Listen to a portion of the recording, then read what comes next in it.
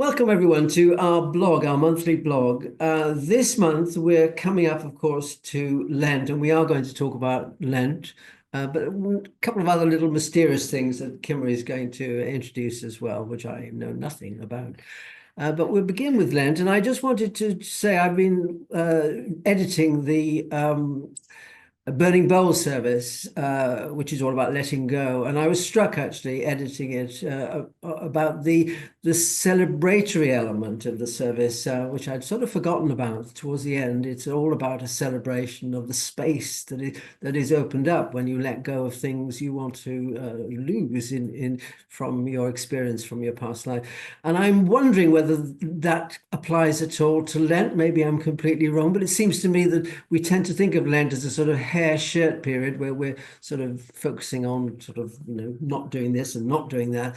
But is it also a celebratory? Are we creating space for being more ourselves in the process? I'm going to, at this point the question to Kimerie. Okay, well, absolutely. I'd say everything in Unity is all about that.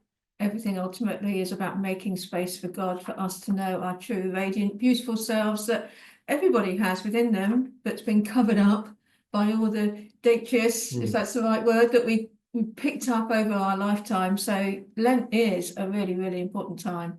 And it follows on from the Burning Bowl service, absolutely. A clearing out, a letting go. And this year, the theme is in the garden. We haven't got them yet, but that's a flyer. So those of you that take Daily Word or go online will see the details on the website for that. And that is all about cutting back, cutting out. I love doing that in the garden. I love going out and cutting it back and tidying it all up, making space. Yeah, exactly. It's for things to flower. Yeah. New shoots, new growth, new plants, new ideas, new experiences.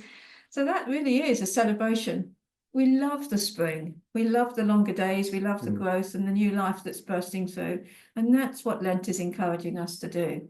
So you can order your Lent booklet and join us in the reading of that every day. Yes. And also join us online, because we do evening meditations throughout Lent, and we incorporate it into our 9 o'clock Daily Word meetings. Is that 7:30 to 8:30? 8:30 to 9. 8:30 to 9. Yes. Okay. And many of us go straight to bed after that. Exactly. It's like we're so relaxed and chilled, let's just go to bed and sleep. But it really is a lovely time of letting go and sharing, and not because we're bad or wrong and we shouldn't be doing something, but because we're making space, purely making space for better, enriching life experiences. Lovely, lovely. Okay, now over to the mysterious stuff. Oh, well, as I said to you just now, plans are afoot. This time of year, we sort of set the scene for the new year and activities that are coming up. So I've been focusing very much on our classes that we do. We teach classes for those that want to be leaders in Unity, but they're also open to anyone that's interested.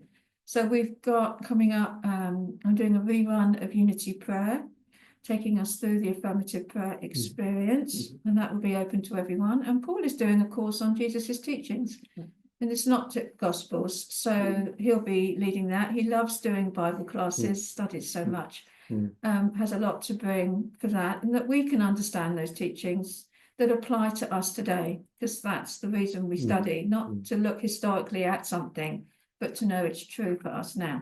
And the Unity road trip is going on in plans. I'm speaking to people around the country, so there'll be more news about that.